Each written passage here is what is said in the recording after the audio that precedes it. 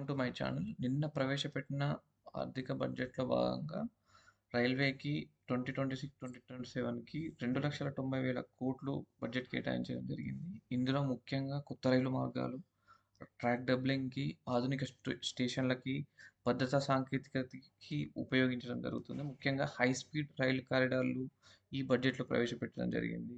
దీనిలో భాగంగా ఈ హై స్పీడ్ రైలు గ్రోత్ కారిడార్స్ ప్రతిపాదించిన ముఖ్య మార్గాల్లో ముంబై పూణే, పూణే హైదరాబాద్, హైదరాబాద్ బెంగుళూరు, హైదరాబాద్ చెన్నై, చెన్నై టు బెంగుళూరు, ఢిల్లీ వారణాసి, వారణాసి టు సిలిగురి పట్టణాల మధ్య ఈ ఆర్థిక వృద్ధి కారిడార్లు అనేది డెవలప్మెంట్ చేయడం జరుగుతుంది.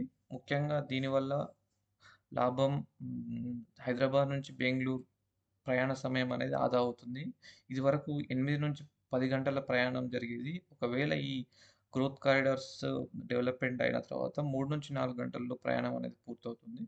దీనివల్ల ప్రయాణ సమయం తగ్గుతుంది. బిజినెస్ గ్రోత్ పెరుగుతుంది. అండ్ ఎంప్లాయ్‌మెంట్ అవకాశాలు భారీగా వచ్చే ఛాన్సెస్ ఉన్నాయని ఆర్థిక మంత్రి గారు నిన్న బడ్జెట్ ప్రవేశపెట్టే సమయంలో చెప్పడం జరిగింది.